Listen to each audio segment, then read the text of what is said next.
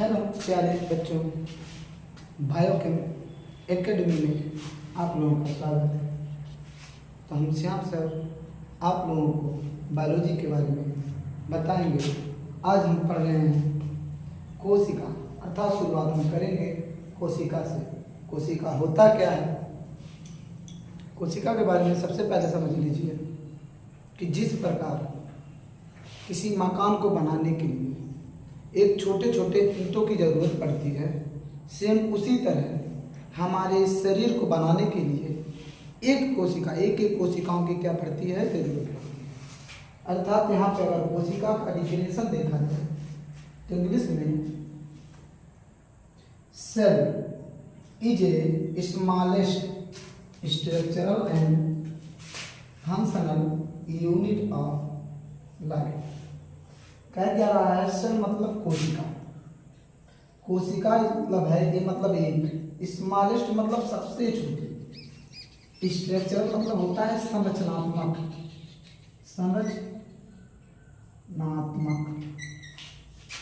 And मतलब और functional मतलब होता है क्रियात्मक,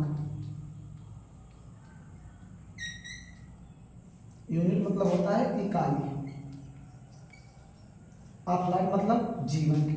अर्थात हम कह सकते हैं कि जो कोशिका होता है वह सबसे छोटी संरचनात्मक क्रियात्मक इकाई होती है जीवन की। या ऐसा कह सकते हैं कि जो कोशिका होता है, कोशिका का कुछ संरचना होता है और वह कोशिका कुछ कार्य करता है। कार्य करने का मतलब कि जैसे हमारे शरीर के अंदर जो कोशिका होता है, कोशिका ऊर्जा बनाने का काम, अर्थात कोशिका में उपस्थित एक सेल ऑर्गेनिल्स होते हैं जिसका नाम है माइटोकॉन्ड्रिया, वह ऊर्जा बनाता है। तो कार्य करने का काम कर रहा है माइटोकॉन्ड्रिया को, जो कि कोशिका के अंदर ही है। हाँ, यहाँ तक कि राइबोसोम को देखिए जो कि प्रोटीन फैक्ट्री है, प्रोटीन फॉर्मेशन का काम करता है राइबोसोम, तो कोशिका के अंदर है। अर्थात कुछ फंक्शनल अर्थात कुछ क्रियात्मक कार्य हो रहा है किसके अंदर? उस स्मॉलेस्ट सेल्स के अंदर, स्मॉलेस्ट सेल्स के अंदर, जिसे हम कहते हैं कोशिका। अर्थात हम क्या कह सकते हैं कि कोशिका शरीर की सबसे छोटी संरचनात्मक और क्रियात्मक इकाई होती है, जिसे हम क्या कहते हैं? कोशिका कहते हैं। कोशिका की सबसे पहले खोज रॉबर्ट हुक ने 1665 में की थी और इन्होंने इसे सेलुला नाम दिया था। अर्थात रॉबर्ट हुक ने जो कोशिका की खोज की 1665 ईस्वी में, एक कोशिका मृत कोशिका थी। इसके बाद ल्यूवेन हॉक आए जिन्होंने 1674 ईस्वी में उन्नत सूक्ष्मदर्शी की सहायता से, विकसित सूक्ष्मदर्शी की सहायता से तालाब के जल में एक कोशिकीय जंतुओं और पादपों तथा जीवाणु को देखा।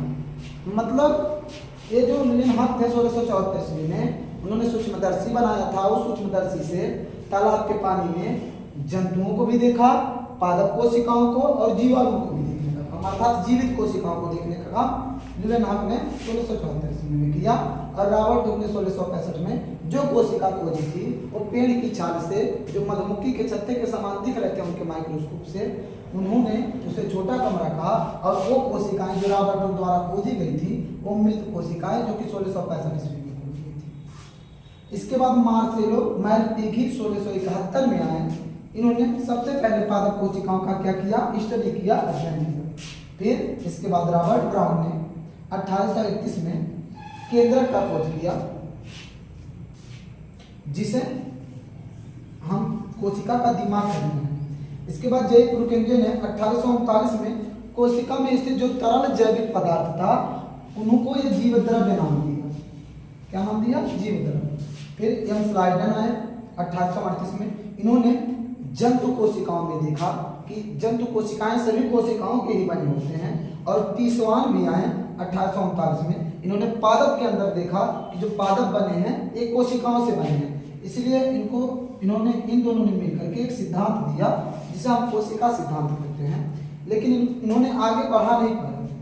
इसके बाद बिरचो आए 1855 में। इन्होंने कोशिका सिद्धांत को आगे बढ़ाया और बताया कि सभी नई कोशिकाएं होती हैं जो वो अपने पूर्ववर्ती कोशिकाओं से मिलकर बनी होती है, अपने पहले कोशिकाओं से मिलकर बनी होती है। इसके बाद नाल एवं रुस्का 1932 में सूक्ष्मदर्शी का आविष्कार किया था, उन्नत सूक्ष्मदर्शी, रसायनिक सूक्ष्मदर्शी का, जिससे और आगे इसका अध्ययन होगा। ठीक, इसके आगे और हम देखेंगे।